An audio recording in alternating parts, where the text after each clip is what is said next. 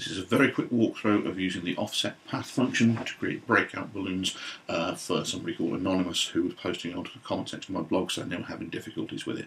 This works in CS5. It essentially works the same way in CS3, except one difference, which I'll show you in a second when we get to it. Right, so here I've got some text. That text is editable. You don't want it to be editable text, so the first thing you do is you type create outlines or Command-Shift-O. Now, for historical reasons, I then object ungroup, and then rather than have a group, I create a pathfinder, merge pathfinder. Under CS5, if you just click this, the behaviour is not in the way you're expecting it. You want to press the Alt key and then click that to create an editable group. This just doesn't behave as expected if you don't do that. So that's Alt pathfinder. Right, so now this is one shape.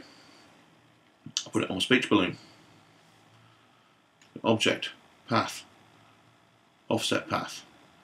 As noted, I can put points in here. I can change this. I like round for this one.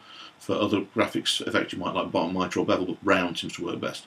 2 pointers automatically converted into millimetres. Go OK. Right, my original text is still in here, but I'm not interested in that at the moment. I'm only interested in my expanded shape, which I've now deselected, but I can reselect. I'm using the direct selection tool, sorry, the selection tool, this one, and the shift key just to pick all those individual bits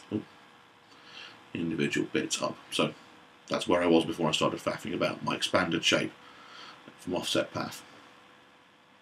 Eyedropper, pick up the stroke and fill of the background of the balloon. Back to selection, to the selection tool. Select the balloon as well. Alt, add shape to area. Now I've got breakout balloon. My offset path is merged with my balloon. Technically, that should be on the balloon layer. Now, if I want to, I can add a tail. There you go. The only point at which it behaves differently under CS3 and earlier is that when I, bear with me a second, I'm going to roll backwards. When I do that, when you go offset path, when you first create your offset path in CS3, your outline, your expanded outline is selected, but so is your text, your original path. That's the only difference in CS3.